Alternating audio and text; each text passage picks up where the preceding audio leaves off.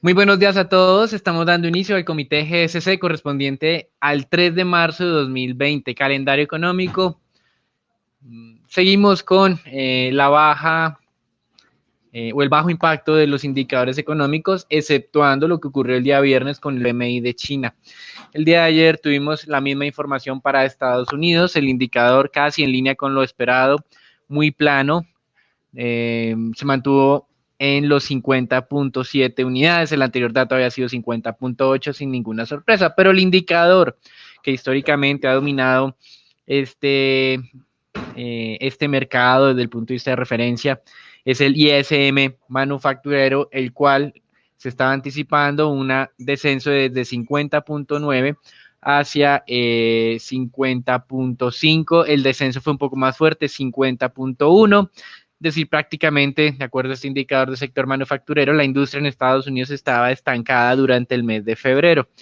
Algunos han vaticinado que, o se han atrevido a mencionar que esto ya está mostrándonos los efectos del COVID-19. Desde nuestro punto de vista, todavía los Estados Unidos en este indicador no nos está mostrando el impacto del COVID, teniendo en cuenta sobre todo esa mala noticia del día viernes en la noche de China, donde pues había o se registró ese desplome tan acelerado del sector manufacturero. Sin embargo, más adelante compartiremos con ustedes unas noticias un poco más alentadoras en el tema de China, por lo que seguimos pensando una recuperación en V para la economía mundial.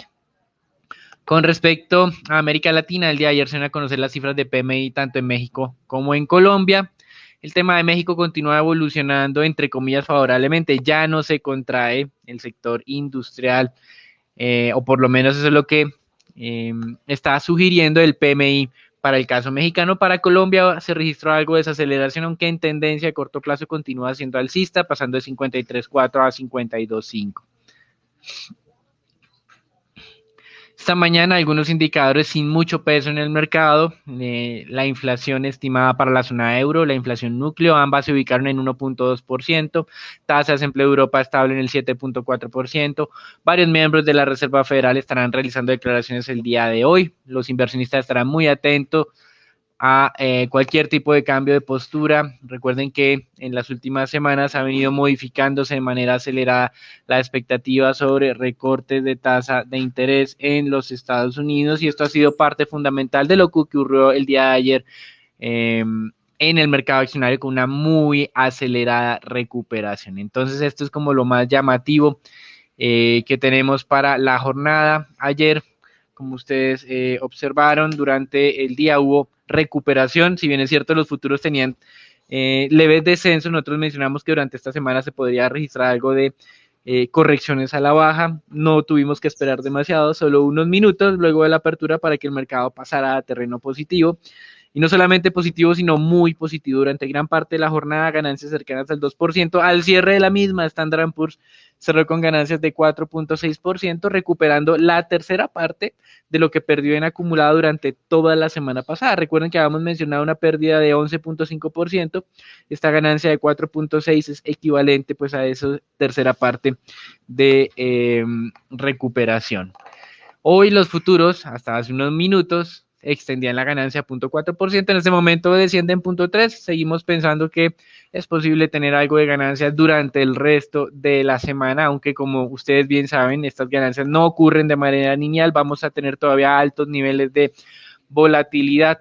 Hay una encontrada puja entre los hedge funds en los Estados Unidos. Algunos dicen que la semana pasada era la semana para comprar, otros dicen que este es simplemente la trampa de un mercado alcista, lo que estamos teniendo el día de ayer, y que lo que uno tiene que hacer es reducir exposición, que está muy alineado con lo que nosotros advertíamos durante el día de ayer, que en vez de buscar esta alza para incrementar la posición, lo que toca hacer es aprovechar esta oportunidad para reducirla y esperar un poco más en el tiempo para que la volatilidad efectivamente se reduzca en los mercados y entrar con mayor convicción.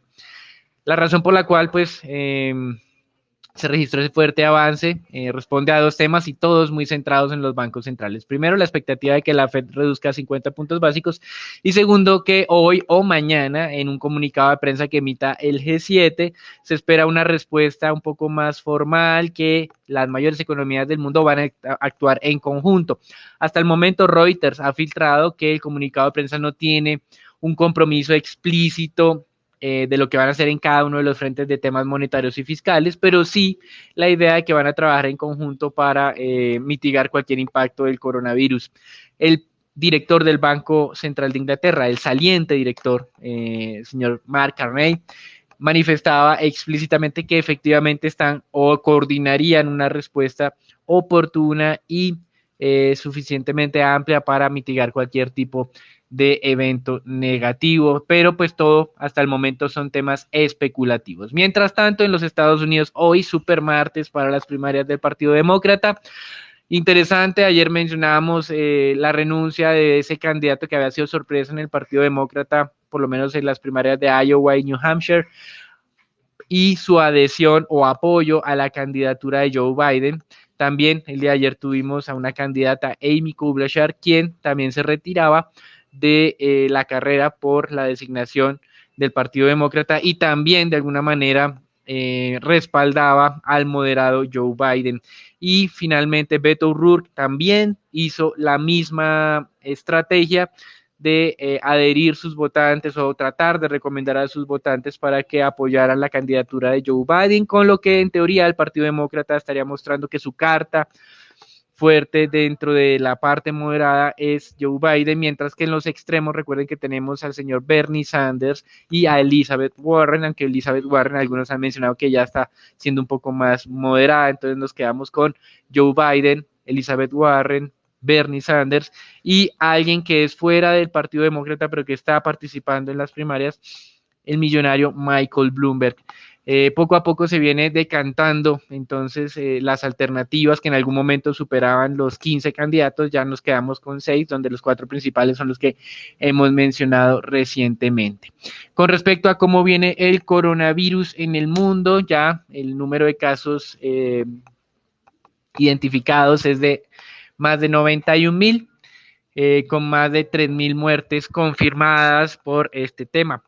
Aquí lo relevante, ayer Reuters manifestaba que fuera del mundo se han identificado ya el día de ayer una tasa de 9 casos por cada caso nuevo identificado en China, mostrando ahora que el tema ya se había esparcido a otras partes del mundo y que lo más activo estaba fuera del país donde surgió el virus. Con respecto al segundo país más infectado es Corea del Sur, no ha sido Japón, sino Corea del Sur, con más de 5,000 casos, 31 muertes. Irán, de un momento a otro pasamos de 1,500 a 2,300 casos y con serias dudas de la veracidad de las cifras oficiales.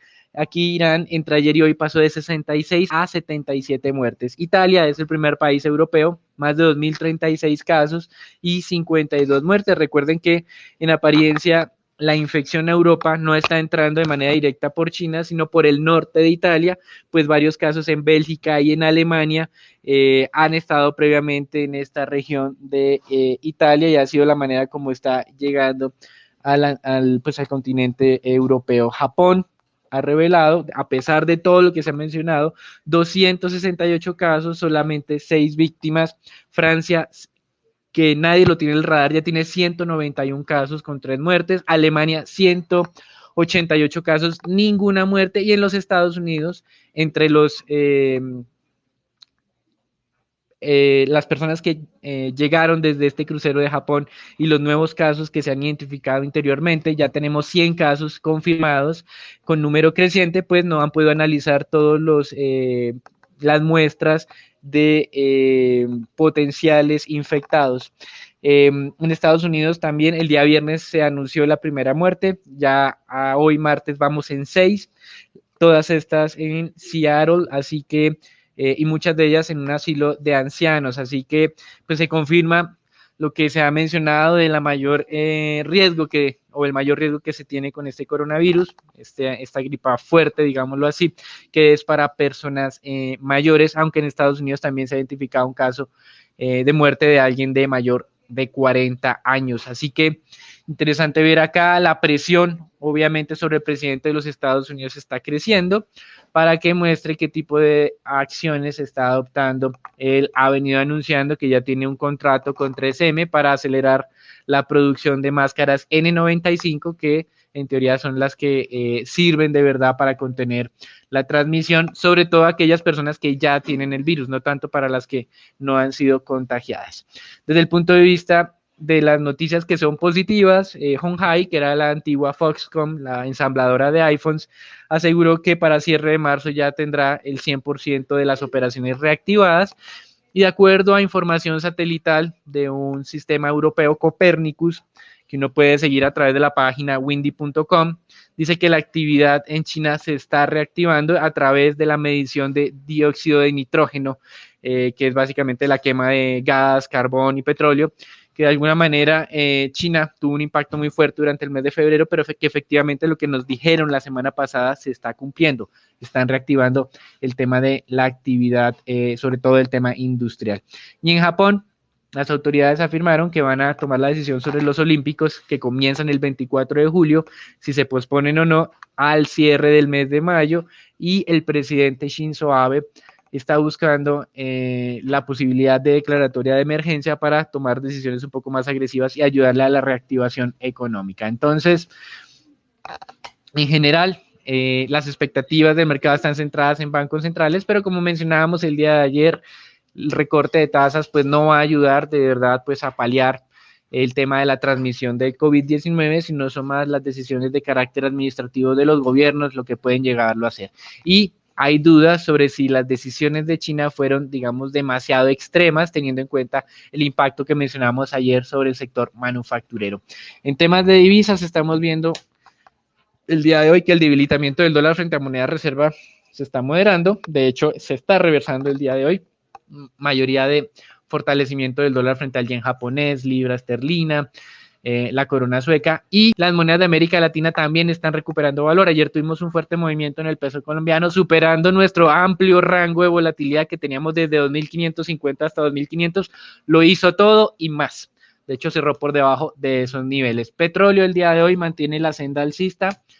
WTI lo vemos actualmente en 47,77, más temprano estuvo por encima de los $48, con posible objetivo de 51.6 antes de frenarse. Esto que antes había sido un nivel de resistencia de la zona del 51 al 51,5, ahora antes que era zona de soporte, ahora servirá de zona de resistencia. Para el Brent, los niveles son más cercanos a los 55 unidades. Hoy y mañana está reunido el Comité Técnico Conjunto de la OPEP y Rusia, en la que, como ustedes ya bien saben, lo hemos anticipado, el recorte o la discusión de recorte vendrá desde los 600,000 hasta el 1,000,000 de barriles. La información nueva es que la prensa rusa afirma que su país podría correr hasta con un recorte adicional de 300,000 barriles, algo a lo que se había opuesto Rusia, pero que ya el día de ayer Putin, presidente de este país, había afirmado que iban a colaborar, porque si bien es cierto, de corto plazo tenían suficientes reservas financieras, para el mediano plazo era importante atajar esta potencial caída del mercado petrolero. Y en mercado de renta fija, que ayer estábamos viendo con preocupación la llegada a niveles del 1,05 de los tesoros a 10 años, un nuevo mínimo histórico, hoy algo de rebote, tasas del 1,13 aproximadamente en términos de tasas de descuento. El ISM manufacturero, como mencionamos el día de ayer, está estancado y todavía en los Estados Unidos no me está mostrando el impacto de las medidas draconianas implementadas por el Partido Comunista en China. Lo veremos en los siguientes meses. Y con respecto a las expectativas, pues ya se da por hecho, como mencionábamos, el recorte de 50 puntos básicos por parte de la FED. Hoy tenemos varias declaraciones de miembros de esta entidad donde esperamos no haya ningún tipo de declaración disonante que asegure que con el nivel actual de tasas todo está bien. Esperamos que sean un poco más cautelosos en sus expresiones. Goldman Sachs asegura que además del recorte del 18 de marzo de 50 básicos, se espera que en el segundo trimestre de este año se realice otros 50 básicos de recorte en los Estados Unidos, con lo que tendríamos 100 puntos básicos menos de tasas y básicamente nos estarían llevando nuevamente a ese umbral del 0% en tasa de referencia. Recuerden que ayer hablábamos que el mercado anticipaba tasas negativas de descuento hasta vencimientos de 3 años en los Estados Unidos y un nivel muy cercano al 0% para tasas a 10 años. Hoy Australia ya se ha adelantado de los bancos centrales, recortó su tasa en 25 puntos básicos, está en un nuevo mínimo histórico del 0.5%, lo cual le sirvió al presidente de los Estados Unidos para criticar nuevamente a Jerome Powell por no estar haciendo nada, o más bien estar haciendo todo mal desde el primer día. Y en Malasia, el Banco Central, obviamente, una economía más dependiente de lo que hace China, redujo también su tasa de referencia en 25 puntos básicos. En resumen, hoy esperamos todavía, o por lo menos para esta semana, ese rebote del mercado, pero estamos más alineados con los fondos de inversión que consideran que es una trampa de mercado alcista y lo que toca aprovechar es reducir exposición para esperar un escenario un poco más tranquilo de menor volatilidad. Eso es todo por ahora, los dejamos con Sharon y Daniela para la información del mercado colombiano.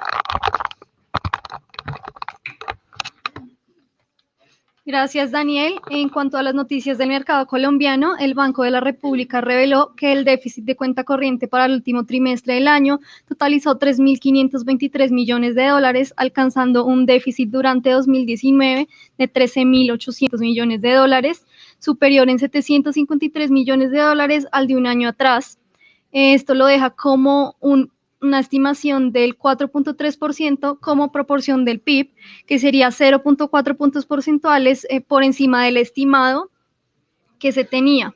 Este incremento se originó en el aumento en dólares del déficit corriente y el efecto de la depreciación del peso frente al dólar en la medición del PIB nominal en dólares y fue compensado parcialmente por el crecimiento del PIB nominal. Adicionalmente, el Banco de la República reveló que la inversión extranjera directa creció 25.6% en el año, llegando a 14.493 millones de dólares. Es la cifra más alta en 6 años y representa el 4.48% del PIB anual. La distribución por actividad económica de la inversión extranjera directa se presentó principalmente en minería y petróleo, con un 31.9% de incremento, servicios financieros y empresariales, con un 20.6%, comercio y hoteles con 14.7% y la industria manufacturera con 10.7%. Por otro lado, de acuerdo con la información de exportaciones procesada por el DANE y la DIAN, en enero de 2020 las ventas externas del país fueron de 3.423 millones de dólares, presentando un aumento del 11.7% con relación a enero de 2019. El resultado se explicó principalmente por el crecimiento del 27% en ventas externas del grupo de combustibles y productos de industrias extractivas, seguido por agropecuarios, alimentos y bebidas, que aumentó 5.4%, y otros sectores que redujo 7%, y manufacturas que se contrajo 17.2%.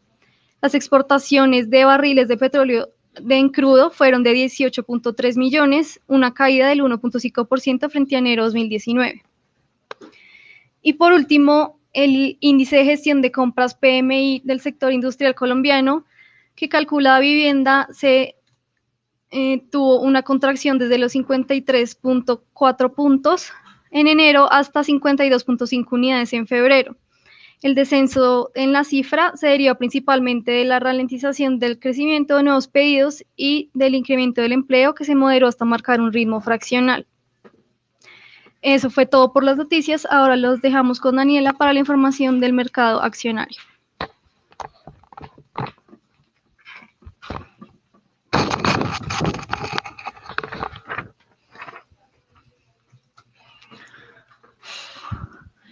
Gracias, Sharon. En la jornada anterior, el índice Colcap continuó con la tendencia a la baja con leves desvalorizaciones, mientras que el resto del mundo presentó una jornada de recuperaciones tras las caídas de la semana anterior. En la última sesión se negociaron cerca de 136.000 millones, volvimos a volúmenes. En el promedio, la especie con el mayor volumen de negociación fue Preferencial Bancolombia, con cerca de 35.000 millones negociados. La más valorizada fue Nutresa, con 4.61%, y la que registró mayores desvalorizaciones fue Avianca, con un menos 4.88%.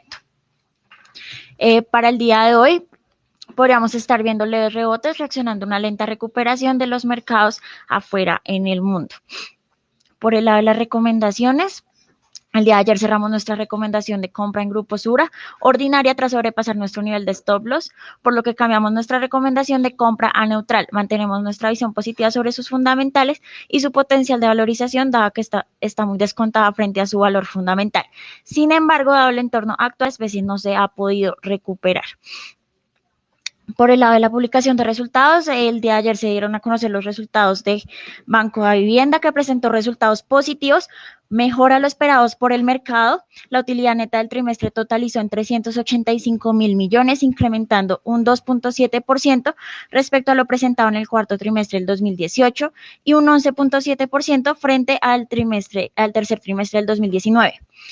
El mercado esperaba contracciones en la utilidad por la culminación de las provisiones por el caso de Ruta del Sol 2. Sin embargo, las provisiones fueron menores que lo presentaban anteriores trimestres y el incremento de 11.5 anual se explicó principalmente por provisiones en el portafolio de consumo en línea con el crecimiento que tuvo durante el trimestre. La cartera bruta consolidada creció 10.9%, impulsada principalmente por el portafolio de consumo, como mencionaba anteriormente, este creció un 29%, excluyendo el efecto de la devaluación del peso colombiano durante el año. La cartera bruta consolidada incrementó un 10.7%. La utilidad acumulada a diciembre de 2019 alcanzó los 1.48 billones, registrando un incremento de 6% en comparación a lo acumulado en el 2018. El indicador ROA de 12 meses cerró en 12.4%, inferior en 28 puntos básicos al trimestre anterior y en 48 puntos básicos al cierre del 2018. Y estaremos enviando el informe más detallado después de la llamada. Por otro lado, también se dieron a conocer los resultados de Conconcreto, que estos fueron neutrales y se ubicaron por encima de las expectativas, gracias a un repunte en ejecución de obras y en comercialización de vivienda. Pero como lo anticipamos, el provisionamiento de una multa de 21.000 millones de pesos afectó la generación de utilidades. Sin embargo, consideramos importante resaltar la dinámica de recuperación operacional que se ha venido registrando frente a los 3 primeros trimestres del año. Por el lado de otras noticias, Mineros propuso un dividendo trimestral de 45.75 pesos por acción. Los dividendos serían pagaderos trimestre anticipado en los meses de abril, julio, octubre de 2020 y enero del 2021. Este pago de dividendo representa un incremento de 5% con respecto al repartido en 2019 y a su vez permite conservar los recursos requeridos para financiar los planes de crecimiento de la compañía. Esto significaría un dividend yield de 1.35% con el precio al cierre de ayer. Y por otro lado, la compañía de Promigas informó que puso en operación el proyecto de ampliación de infraestructura para transportar gas natural desde los nuevos yacimientos del sur del Caribe. La expansión, que a partir de hoy se encuentra transportando 100 millones de pies cúbicos de gas fiarios, permite cumplir con los compromisos trazados en 2019, entregando al país 50 millones de pies cúbicos adicionales para Barranquilla y un poco más para Cartagena, el cual fue entregado el año pasado en su primera fase.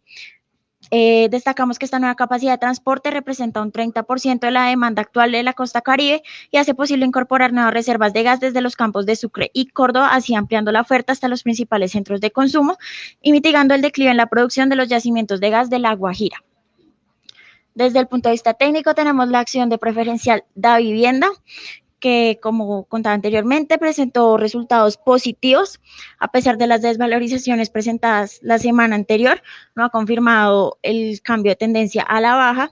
Consideramos que los resultados sorpresivos al alza podrían dar un impulso para observar leves valorizaciones el día de hoy, esto si los mercados se mantienen en calma. Y por último, tenemos la acción de Avianca, que fue la más desvalorizada en la jornada anterior. El indicador técnico marcó el cambio de tendencia a la baja, esto tras una publicación de resultados negativos y la afectación del sector en el mundo por la situación en torno al COVID-19. Día atrás, los directivos de la compañía manifestaban su preocupación moderada, ya que la aerolínea no cubría rutas a los países infectados. Sin embargo, creemos que las noticias de nuevos casos de contagio en Latinoamérica y Centroamérica podrían haber aumentado las preocupaciones. Asimismo, también recientemente Avianca acaba de publicar los resultados operacionales para el mes de enero, donde se destaca una reducción en los pasajeros en 9.5% comparado con enero de 2019. En los mercados domésticos se redujo cerca de un 6% los pasajeros transportados y en el segmento internacional la reducción fue de un 14%. Esto es todo por las noticias del mercado accionario. Los dejamos con Daniel con dólar.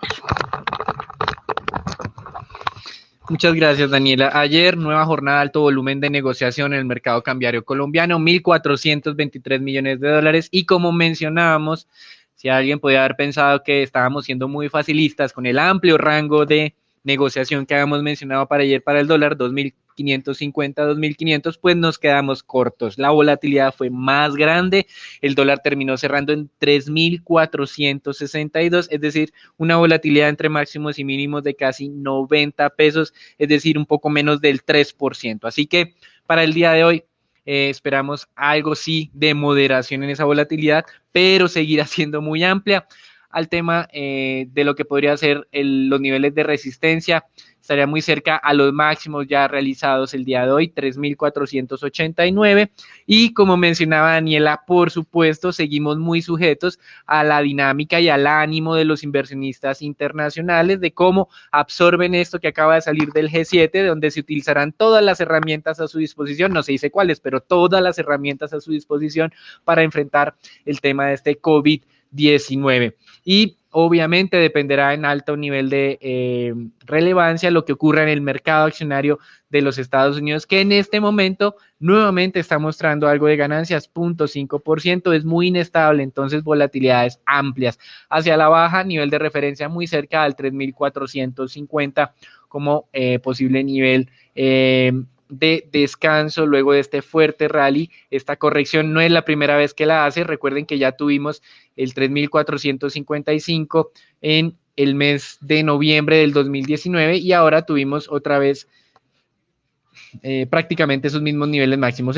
Hemos hecho, como dicen, doble techo en medio de esta tendencia alcista que se ha renovado con esas tensiones internacionales. Como mencionábamos, lo peor aún no ha pasado desde nuestro punto de vista. Interesante es la forma como los inversionistas han venido anticipándose a lo que van a hacer los bancos centrales. La recuperación en gran parte, creemos nosotros, ya se ha venido registrando solo en 24 horas. Queda algo, por supuesto, de avances adicionales, los que generalmente llegan tarde, y lo que veremos de aquí en adelante son las oportunidades, como mencionábamos el día de ayer, para reducir un poco la exposición y esperar un entorno un poco de menos incertidumbre para reingresar a activos riesgosos. Eso es todo por ahora.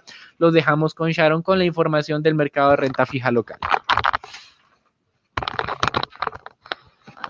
Gracias, Daniel. Le recordamos nuestra recomendación estratégica en títulos de deuda corporativa, títulos en corto plazo indexados a la IBR con opción de diversificación en IPC y tasa fija, y en mediano plazo entre 2 y 5 años, títulos tasa fija.